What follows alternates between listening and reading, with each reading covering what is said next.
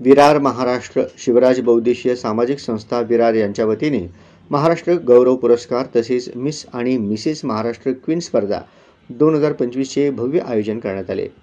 या स्पर्धेने केवळ सौंदर्याचा नाही तर आत्मविश्वास, वक्तृत्व, सामाजिक जाणीवा आणि संस्कार यांचा संगम साधणारा एक उत्कृष्ट मंच निर्माण केला। या स्पर्धेत महाराष्ट्राच्या कानाकोपऱ्यातून अगदी खेड्यापाड्यातूनही स्पर्धकांनी मोठ्या उत्साहाने सहभाग घेतला। संपूर्ण स्पर्धा नियोजनबद्ध आणि भव्य पद्धतीने पार पडली।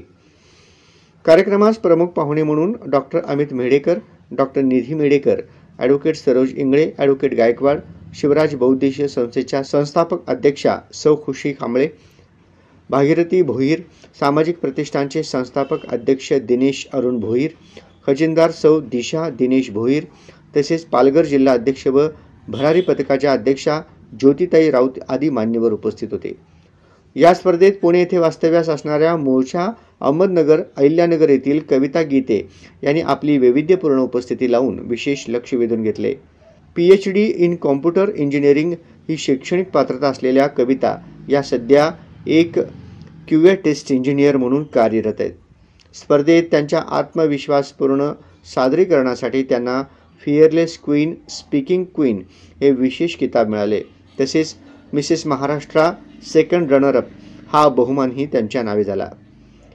कविता गीते या कोणत्याही संस्थेशी थेट संलग्न नसूनही स्वतःच्या पातळीवर सामाजिक कार्य करीत आहेत। त्या वेळोवेळी अनाथ आश्रमातील मुलांना कपडे, अन्नधान्य व शालेय साहित्य वाटप करून मदतीचा हात पुढे करतात।